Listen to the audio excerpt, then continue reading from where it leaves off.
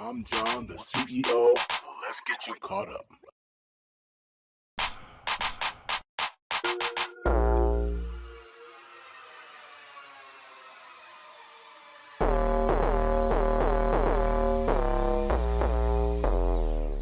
Lessons from hustlers, past and present. Business is a hustle where you are quick to satisfy a need with the perfect solution by any means necessary. What sets every successful entrepreneur apart from the many failed ones is the ability to not only focus on money, but to identify a legitimate, urgent need that some people have and executing a plan to satisfy that need. Let that sink in. Often, nearly 90% of those who start businesses fail within the first year, not only because of the lack of a business plan, but they have no vision for matching a solution to a problem. Also, they let obstacles and excuses get in the way.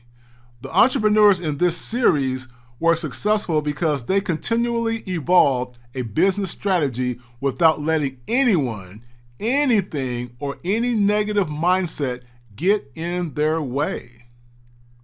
They didn't dwell on negative thoughts such as racism because to do so would leave them less room for positive thoughts and thus positive business outcomes. Negative thoughts only lead to defeat. That's when you start taking L's and losing chances at making money.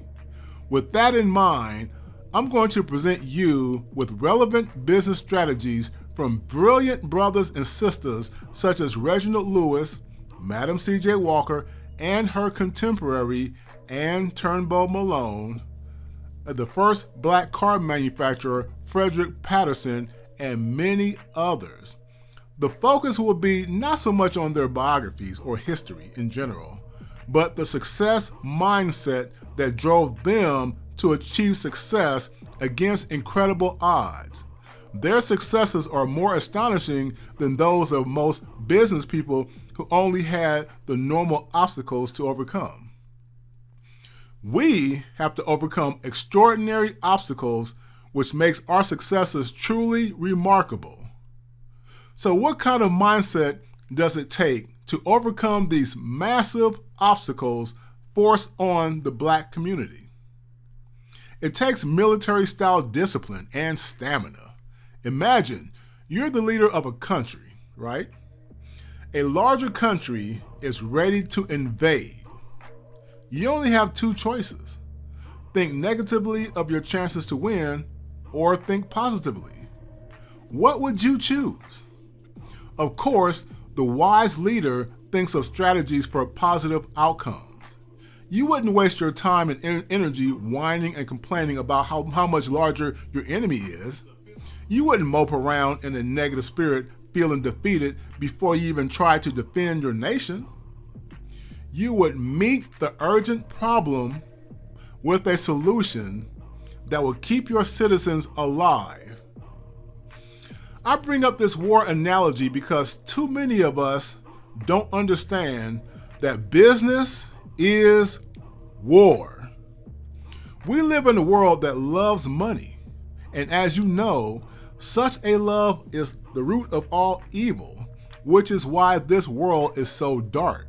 So you can't look at business as something cool or cute or fun to do, etc. If you checked out our video on how our black women lost the hair and beauty care industry to the determined and focused Korean business immigrant following the Korean War era, you heard me say repeatedly that that takeover of this industry was an act of war sanctioned by our U.S. government, the same government that went in there and did their thing to Black Wall Street, Tulsa, and other Black Wall Streets around the country. The Korean business model was built on taking over. They created a strong business lobby in Washington, D.C. and decisively defeated our sistas. And unfortunately, at the same time, we were crippled by various forms of racism, a sexual revolution that gradually separated black men from women, leaving sisters with no defense from the organized, male-dominated Korean business model. So, don't take the idea of making money for granted. This world will not just hand you money. No, no, no. You need to come up with a plan to make that money come to you. If you have the warrior mindset and avoid negative thinking, especially overly focusing on racism and other excuses out there, you will win. Let's not be defeated by the much larger enemy called institutional racism. Even in the Old Testament, David didn't complain and worry about the much larger size of Goliath. Yet day after day, all the mighty, big old muscular warriors of Israel did just that. They bitched, whined, complained until they did nothing. Goliath scoffed at them daily, making the Israelites feel inferior to his people. The mighty men of Israel, with their big muscles again, whined about how unfair of a fight it would be to go up against such a mighty, large, very big man. So their own negative thinking stopped them from coming up with a solution to a daily problem vexing the people.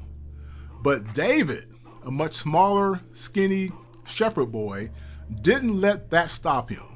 He also didn't let the negative thinking of the much larger Israelite warriors deter him from meeting the Goliath problem with a solution. What was that solution? A rock from his slingshot. David came up with a strategy that the Israelite leaders tried to persuade him from doing because they were scared he would be killed by the bigger Goliath. But David didn't back down. He didn't care. David told Goliath to his face what he was about to do to that larger foe in detail, and then executed on that strategy. He not only killed Goliath, he cut his big head off. That day, the once inferior and scary Israelites became superior over Goliath and his country, thanks to the effective strategy of a modest shepherd boy. One person, just one, can make a big difference, and let it be you. Similarly, for brothers and sisters, institutional racism may seem insurmountable, but it is not. Your mind has so much room for thoughts, good and bad. Focus on good thoughts and control the bad thoughts by keeping them to a minimum. With more positive thinking on your side, you can focus on a set of solutions to satisfy the needs of as many people as possible, keeping the warrior mindset. To be properly prepared for a business war, you have to have the right weapons. I highly recommend you focus on STEM skills. These are skills based on science, technology, engineering, and medicine.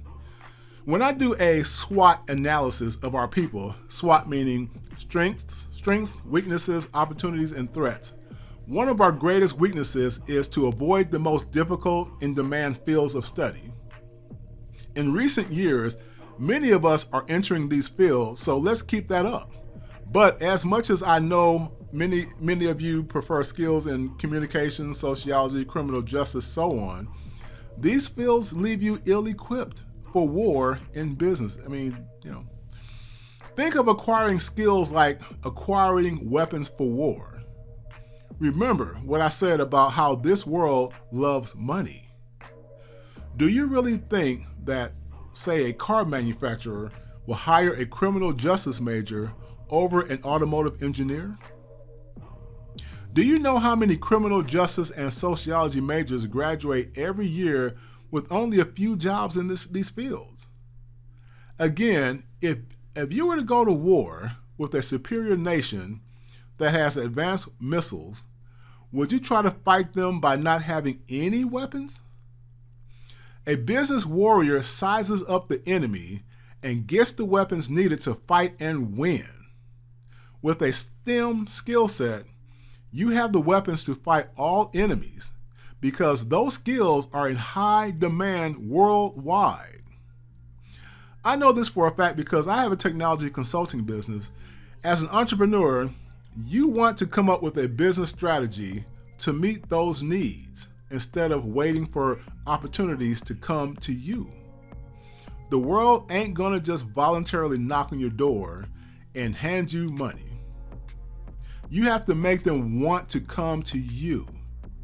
I'm not just talking without experience to back this up. My whole business career was built on doing things that most people find technically difficult, yet most people need. Where there is scarcity, there I am, and so is opportunity. My own business model is based on that, and as such, obstacles like racism are rendered useless, null, and void. That's what I want for you. This series of groundbreaking videos is geared towards giving you concrete examples from our Black business past and present so that you can focus on your strategy effectively and decisively. You will be motivated to go where few others go so that people and companies need you instead of you needing them. So, welcome to this series, and I'll see you in the next video.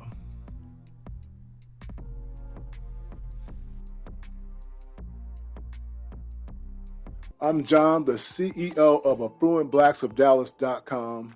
Thank you.